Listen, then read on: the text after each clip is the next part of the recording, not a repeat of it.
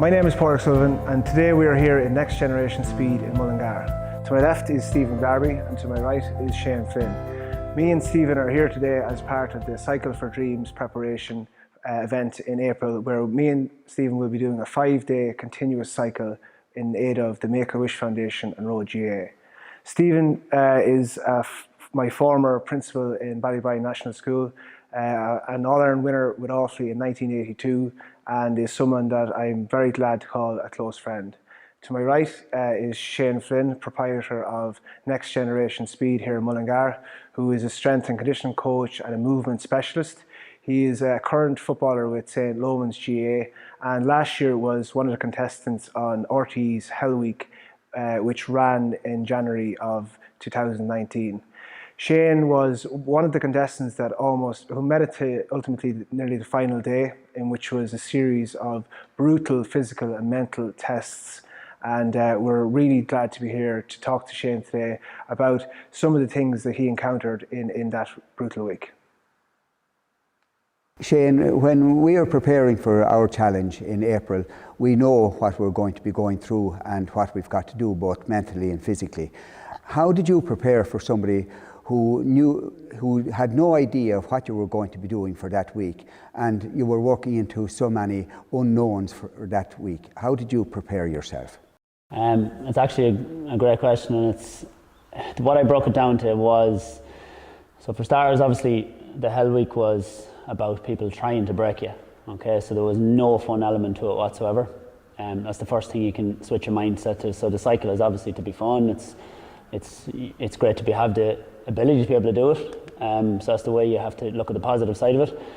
In regards getting ready for something like that, to be honest with you, I probably done about 8 sessions that were very, very specific, and they all came from a different way of training. So for example, even though you're going and cycling, it's not necessarily about the cycling event. Obviously you're going to be cycling, but it's the mental side of it that I believe I've narrowed it down to a proper process and what's going to happen.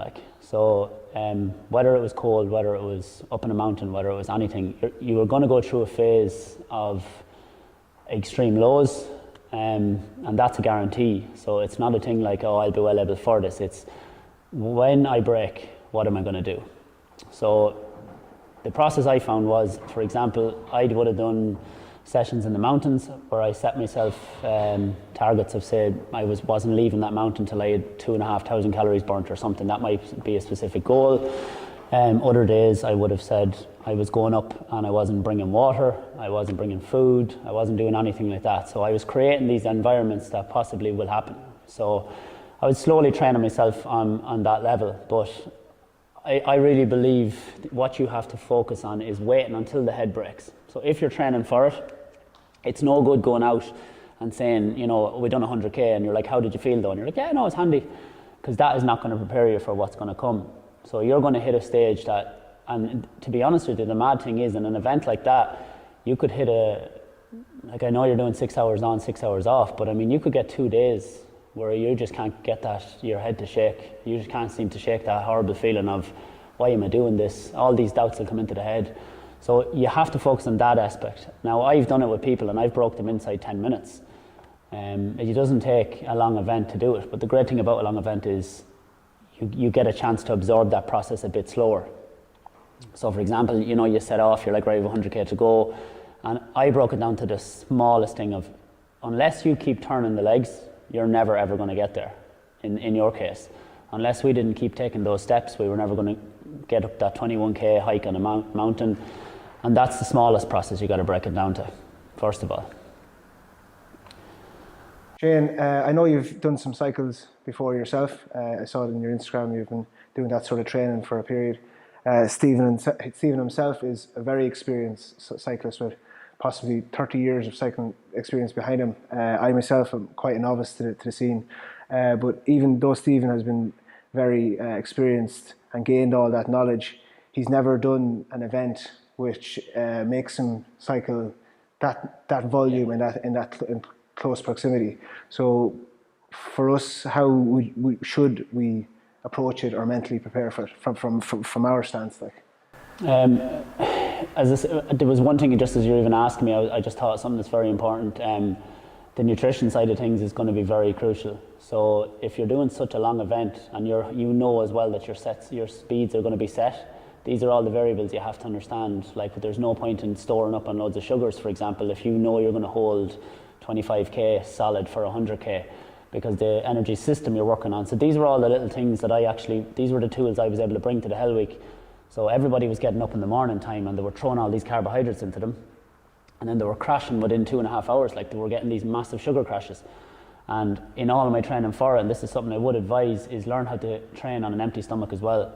So I wouldn't get too comfortable in going out and having all this energy all the time as well. So train on an empty stomach, but when you are, just as a trial, but for the thing, it's all going to be about fuel. But your actual main source of fuel for this event is going to be fats as well. So would you recommend that we earmark a couple of training days where we train with no food? Yeah, just get up first thing or whatever, do the 6 hours on no fuel, and see how you go. The night prior to the events is actually going to be, so say if my biggest tip, and I'll just touch mentally now in a sec, but just, it is something very important that needs to be addressed. It's when you get off that bike is the most important point. That is when you're going to get every chance to, your body is naturally in that state that it wants to soak up every bit of nutrition you give it. So when you get off, that's your optimal time. Okay, it's not necessarily going to be about getting straight off and maybe going to sleep or something. As much as possible, you got to fuel up after that. We've things organised. We have the compression boots, and we have, we're going to be try and be as well educated in what fuels to put in, and obviously sleep is going to be hugely important. But food is probably your primary focus when you get off the bike. Because that's going to give you the fuel to do your next stint then. Exactly. And as I said, on the mental aspect of it is as I touched on it already, like, you need to replicate your training for the low periods, because anybody can survive in the easy periods, okay? And that is what was the difference in the Hell Week. It was, you could be the fittest man on earth, but like, you're gonna be broken regardless. Like, I beat guys who are marathon runners who I know are 100% fitter than me, but it was a combination of events that made them doubt, and then all of a sudden they were like, I haven't the work done. Now, I believe that I had the mental work done going into that. I didn't have the physical work that they had done. Like, they were unbelievable at running mountains and running stuff. But if you know you have the mental side of it done, so you need to get sessions in the bank that are very, very tough mentally.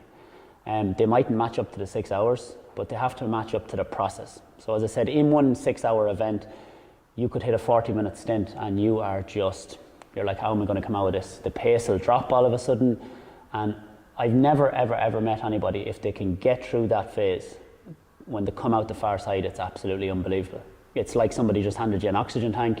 It's like you've just been given drugs, and it's like this unbelievable lift. And all it is constantly is the voices in your head. That's all it ever is. So for us then, you would say that do something away from the norm, like test yourself in a different manner. Yeah, even tackle a hill. Like, I mean, I know there's hills, you've probably cycled them, you know, the cut, these types of things, that it's a steady thing, something that's so consistent that you're like, you know, when you start at the bottom, it's going to be a minimum of 20 minutes before you get there, you know. And it's that relentless 20 minutes. And I remember the first time my first bike session ever was I cycled the cut. A guy brought me over and he said, let's just race to the top and see how you get on. And I'll never forget it, looking at the clock, and from the minute we started, I was going. And I always personally suffer early on, and then it's just, boom, I come out of this and I'm away with it. But I just never forget, it was like exactly 16 minutes, and it was like somebody just flicked a switch, and all the pains went away in the legs, the voices in the head went, and it was just power on from there forward. So obviously you're going to need to get the miles in the legs, but you obviously have that, do you get me? So it's the mental side that's going to be very different. So I found when I'd done the adventure race, I came out of the Hell Week and I had never trained for a half marathon, and people told me I was mental doing it, and I jumped into the half marathon in Mullingar. But I looked at it as, it's a nice day out, I'm running it with my friends, I've just came through 7 days of absolute abuse with no sleep. Like, I couldn't pick out one dangerous thing about the Mullingar half marathon. Like, it was like, it's when you can compare it to something. Yeah. So that's the biggest thing. You always try replicate sessions that when you're on that bike, you're going, oh Jesus, do you remember that one session we did? Like, I remember I even came in here and I set a goal that I was going to burn 1,000 calories in 50 minutes on the stepper. And it was so monotonous and boring that it was like, that was tougher mentally. Yeah. Like, it's easy to get out and cycle through lovely scenery and different things like this, and you're moving and it's a different view all the time. And something becomes mundane. Yeah, that is where I found, that's what I did. I used to set these sessions that I knew were going to be so boring, but yet frustrating. But you commit to it. Yeah. And once you say, I'm doing this, so as I said, even if you find something that's maybe that you're not used to as well, challenge yourself mentally. Like, you know you're going to have it in the legs, okay? You know you haven't done it before, so which is what the scary part is, it's the unknown.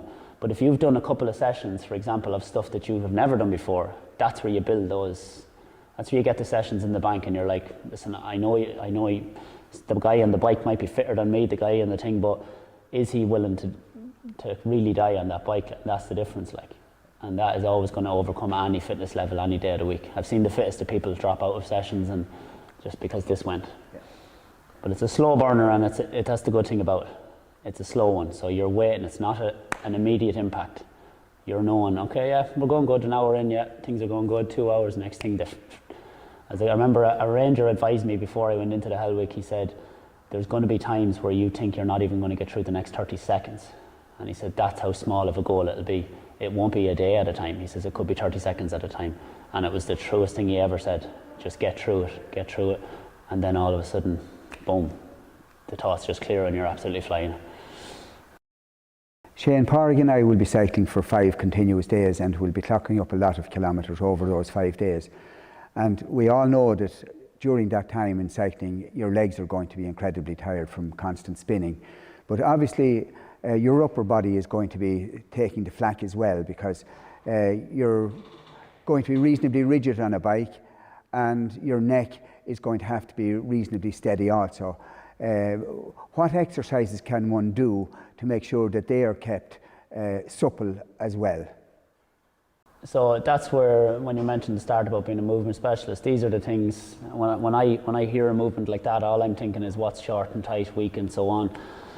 So the flexors of the neck especially are what's contracted all the time, okay, and they become then in this position. So we have to basically, when we come off a bike, we have to do the complete opposite movements. So definitely from a neck and a thoracic mobility ability, which is our ability to be able to perform these movements here. There's very, very small things you can do that's very important. So you're trying to combat against basically the same idea as somebody sitting at a desk all day. So if you had your back up against the wall, you're trying to get all points from, say, the hip to the head to be able to touch the wall. So basically what you're doing is you're actually contracting as far back and as hard back as possible. Now you have to hold these movements for about, like studies show, 50 to 60 seconds for any movement to become a new pattern and so on for the brain. If we can create contraction with these, then it's even better. So some of the little resistance bands, for example, if you had them across on your wrists and all of a sudden you were externally pulling everything back, you're going into extension, and then you're holding these sort of positions. So you can see even when I do that, the neck wants to go forward.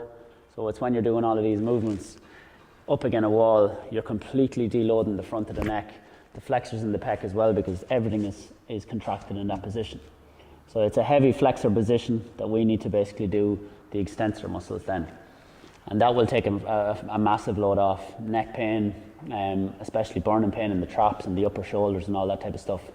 So I can definitely, as I said, I can show you them in more detail and little things, but yeah, there's a huge amount that you can do that's going to combat the actual seated position all the time.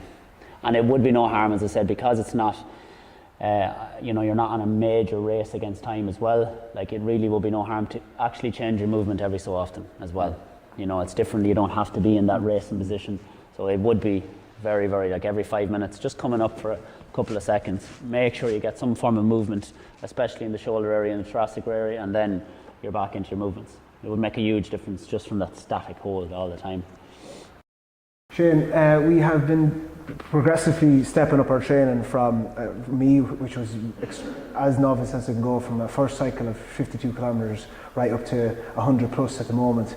And in the next couple of weeks we're going to be doing back-to-back sessions, so we'll go out for 4 hours, come home, get a couple of hours rest and go out again for 4 hours, to the point where we lead up to maybe 70 or 80% of what we're actually going to be doing on the date. What are the changes that are going to happen to our body when we put that shock level to our systems like? Changes as in what regard? Mentally, is there going to be like much weight loss? I know obviously you're trying to fuel up to combat that, but that will just naturally happen, I suppose, if you're not. Yeah, you're going to see exactly, like, the biggest worry is on the ongoing basis, are you replenishing enough? Because things might be good for the first 3 days, and then all of a sudden you'll realise that those 3 days combined of poor habits will actually catch up. So that'll come down to your balance between sodium, magnesium and potassium. So keep it simple. You can take magnesium tablets on their own, make sure you're getting a banana in for your potassium, and then you want plenty of sodium from salts or any form of electrolytes. As regards obviously weight loss, you're going to do very well. It's going to be very interesting to see what calories you're burning. You should definitely be keeping an eye on your own thing to see what are you burning over the 6 hours. I'd imagine you're going to be up and around, you're going to be touching 2,500 to 3,000 definitely. I calculated on Friday, I was up 2,800. Yeah, so you really need to be fueling the post. Straight after that, we got to get as close to 2,800 back in. As I said, there's no such thing as overtraining, it's under recovering, and that's where people get caught out. They all think it's about fueling up prior to the session, but actually it's the guys, and it's the typical thing, who don't fuel after the session, that they're the ones who burn out and start to notice the standard dropping. From an idea point of view, as regards the position you're in, you're definitely going to notice. You're going to notice some changes, and so we can maybe talk on some exercises, whatever. Or little things you can do. I would more aim the question towards the muscle mass drops. Are we going to be looking at because you're doing something that's highly cardio based? Not in 5 days, no. Amino acids are basically branched chain amino acids are going to retain as much muscle as possible during as well. Another little thing that you could add into nutrition. But no, in 5 days, you're not going to notice significant drops, I don't think, because as I said, go back to the nutrition point of view, if the nutrition is there, well, in fact, actually everybody coming off them bikes should actually be quite lean at the end of the week, because if nutrition is good going in and you're not just getting off and eating crap, well, then you're going to actually see very good changes. Yeah. And actually I do think if you get enough nutrition in, you will notice quite a muscle mass increase possibly in the legs, right, rather than a decrease. Okay. We've come to a close on today's proceedings, which was brilliantly laid out by Shane. A huge thank you for coming along and giving us all that flight information and tips and hints. Also a huge thank you to the two members of the Defence Forces audiovisual team, Keith Harrison and Paul Keeley, who gave their time to help record this for us today. Me and Stephen are going to be doing some other key events over the course of the next couple of weeks, and we'll be in touch then. Thank you very much for watching.